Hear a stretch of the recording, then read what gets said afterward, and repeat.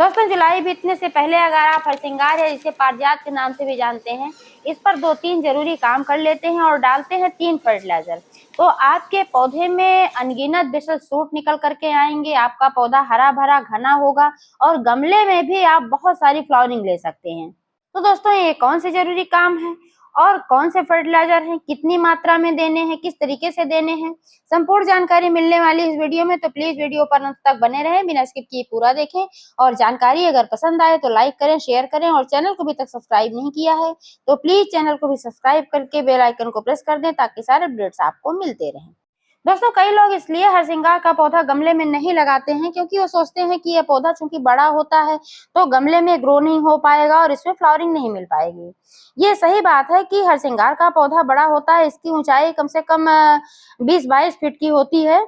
तो अगर जमीन में लगाया जाता है पौधा तो इसको फैलने के लिए काफी स्पेस मिल जाता है और ये पौधा काफी अच्छे तरीके से ग्रो होता है और अच्छी खासी इसमें फ्लावरिंग भी होती है। क्योंकि मेरे पास भी जमीन में ये पौधा लगा हुआ है और जब इसमें फ्लावरिंग होती है तो पूरी गली महकती है।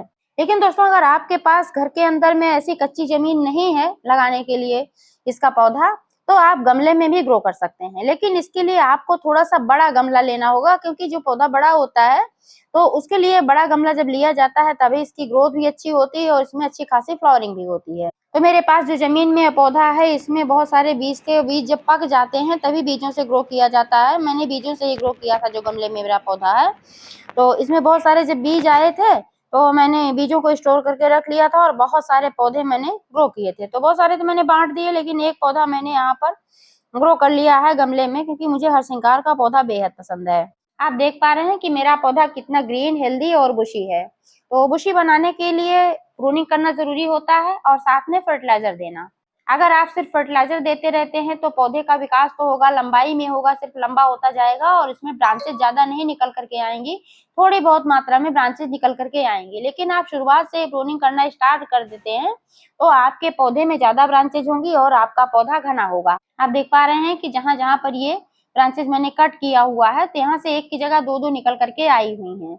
एग्जाम्पल के लिए एक पौधा मैंने यहाँ पर भी ग्रो करके रखा हुआ है, इसीलिए आप लोगों को दिखाने के लिए कि इसकी मैंने प्रूनिंग नहीं की है तो इसमें सिर्फ 2 शाखाएं हैं और अगर इसकी मैं प्रूनिंग करती तो इसमें भी इसी तरीके से बहुत ज्यादा शाखाएं हो जाती। इसमें जब सिर्फ 2 शाखाएं हैं तो कितना ही फूल खिलेगा। लेकिन दोस्तों इसको और भी घना बनाने के लिए, इसे और ज्यादा फ्लावरिंग पाने के लिए जुलाई में इसकी प्रूनिंग करना बहुत ही आवश्यक होता है क्योंकि सितंबर से इसमें अच्छी खासी फ्लावरिंग स्टार्ट हो जाती है।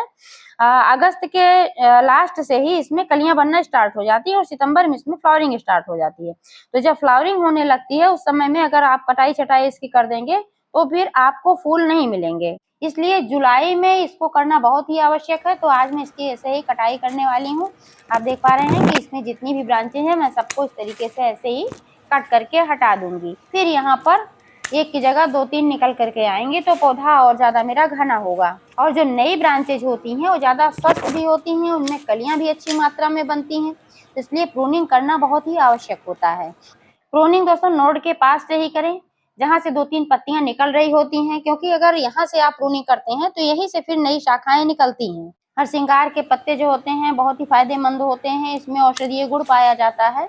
तो सबसे ज्यादा तो आर्थराइटिस के लिए फायदेमंद होते हैं, जोड़ों के दर्द वगैरह के लिए। तो इनको भी मैं फेंकती नहीं, उनका यूज कर लेती हूँ काढ़ा बना करके। इस तरीके से उठा करके मैं भी रख दूंगी, आप भी चाहें तो इसका इस्तेमाल कर सकते हैं। छटाई करने के बाद दोस्तों इसमें देना है फर्टिलाइजर। तो फर्टिलाइजर देने के पहले आपको क्या करना है कि मिट्टी की गुड़ाई करके छोड़ देना है।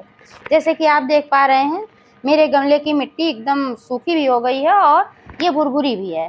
तो इसकी गुड़ाई करके मैंने सुबह ही छोड़ दिया था। कल मैं इसमें फर्टिलाइजर देने वाली थी लेकिन मैंने नहीं दिया क्योंकि परसों बारिश हो गई थी तो इसमें नमी ज़्यादा थी। जब भी फर्टिलाइजर दिया जाता है तो मिट्टी को ड्राई करके ही दिया जाता है और फर्टिलाइजर देने के बाद पानी देना भी जरूरी होता है। तो अगर पहले से मिट्टी गीली होगी तो फर्टिलाइजर भी आप ठीक तरीके से नहीं दे पाएंगे और फिर पानी भी नहीं दे पाएंगे।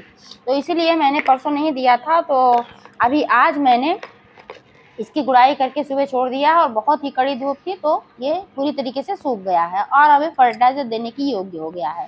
तो फर्टिलाइजर देने के लिए इसमें से जो ऊपर से मिट्टी है मैं 2-3 इंच मिट्टी निकाल लेती हूँ, क्योंकि जड़ों में फर्टिलाइजर देना ज़्यादा अच्छा होता है और फायदेमंद होता है। हरसिंगार की अच्छी ग्रोथ और अच्छी फ्लावरिंग के लिए आप गोबर की खाद दे सकते हैं, कंपोस्ट खाद दे सकते हैं। तो आज जो मैं इसमें देने वाली हूँ ये घर पर बनाया हुआ कंपोस्ट खाद है। मैं मार्केट से खरीद कर कभी नहीं लाती हूँ, घर पर ही बनाती हूँ और बहुत ही बढ़िया बनता है। इसी से मेरे पौधे हरे भरे रहते हैं और अच्छी खासी फ्लावरिंग करते हैं। तो इसको भी मैंने बनाया था, सब्जियों के छिलके वगैरह थे, इसमें गोबर भी मैंने यूज किया था और भी कई चीज़ें मैंने यूज किया था। इसको मैं बताऊंगी तो वीडियो लंबा हो जाएगा, इसलिए अगर आपको जानकारी चाहिए तो इसका वीडियो मेरे चैनल पर अपलोड है, आप चाहें तो देख सकते हैं, लिंक मैं दे दूंगी। क्वांटिटी की बात करें दोस्तों तो जैसे कि ये मेरा गमला है, 16 इंच का गमला है, तो इसके लिए 2-3 मुट्ठी कंपोस्ट खाद मैं इसमें डालूंगी, क्योंकि काफ़ी दिनों से मैंने इसमें कोई भी फर्टिलाइज़र नहीं दिया है। आप अपने पौधे की रिक्वायरमेंट के अनुसार ही डालें, अगर आपके पौधे में ज़्यादा नहीं आवश्यक है तो कम डालें। जैसे कि अगर आपका पौधा हरा भरा है, अच्छा खासा चल रहा है, आपको लग रहा है कि आपके पौधे में पोषक तत्वों की कमी अभी नहीं है, तो कम मात्रा में डालें। लेकिन अगर लगता है कि आपने काफ़ी दिनों से फर्टिलाइज़र नहीं दिया है और आपके पौधे में पोषक तत्वों की कमी आपको फील हो रही है, तब आप उसमें ज़्यादा मात्रा में दें। कंपोस्ट देने के बाद दोस्तों इसमें जो दूसरी चीज़ मैं डालने वाली हूँ ये है नीम की खली। नीम खली में एंटीबैक्टीरियल, एंटी फंगल, एंटीवायरल गुण पाए जाते हैं। इसके इस्तेमाल से मिट्टी में फंगस वगैरह नहीं लगने पाता है और हमारा पौधा स्वस्थ रहता है। और इसमें नाइट्रोजन की भी मात्रा अच्छी खासी पाई जाती है और भी कई सारे पोषक तत्व पाए जाते हैं। तो नीम की खली का भी इस्तेमाल ज़रूर करना चाहिए बरसात में, क्योंकि बरसात में अक्सर फंगस वगैरह ज़्यादा लगते हैं मॉइस्चर की वजह से। फंगस को नमी बेहद पसंद है, जब नमी ज़्यादा रहती है तो वहाँ फंगस लग ही जाते हैं। तो इसलिए आप नीम की खली का इस्तेमाल कर सकते हैं और अपने पौधों पर नीम ऑयल का भी छिड़काव कर सकते हैं फंगस और कीड़ों से बचाने के लिए। क्वांटिटी की बात करें दोस्तों तो इतने बड़े गमले के लिए 15 ग्राम पर्याप्त है। इतना ही मैंने लिया हुआ है। इसको छोटे छोटे टुकड़ों में मैंने कर लिया, थोड़ा सा कूट दिया था। आप चाहें तो इसको पाउडर फॉर्म में भी करके डाल सकते हैं। खड़ा डालने पर थोड़ा गलने में टाइम लगता है, तो इस तरीके से छोटा करके आप भी डाल सकते हैं। तीसरी जो इम्पोर्टेंट चीज़ इसमें मैं डालने वाली हूँ दोस्तों, ये आलू के छिलकों से बना हुआ फर्टिलाइज़र है। आलू के छिलके में पोटेशियम की बहुत ही अच्छी मात्रा पाई जाती है। इसके अलावा इसमें नाइट्रोजन, फास्फोरस, मैग्नीशियम और बहुत सारे पोषक तत्व पाए जाते हैं, आयरन वगैरह भी पाया जाता है, जो कि हमारे पेड़ पौधों के लिए बहुत ही फायदेमंद होते हैं। पोटेशियम पौधे की जड़ों को भी मजबूत करता है और फ्लावरिंग भी अच्छी देता है। तो इसलिए इसमें आलू के छिलकों का इस्तेमाल करना चाहिए।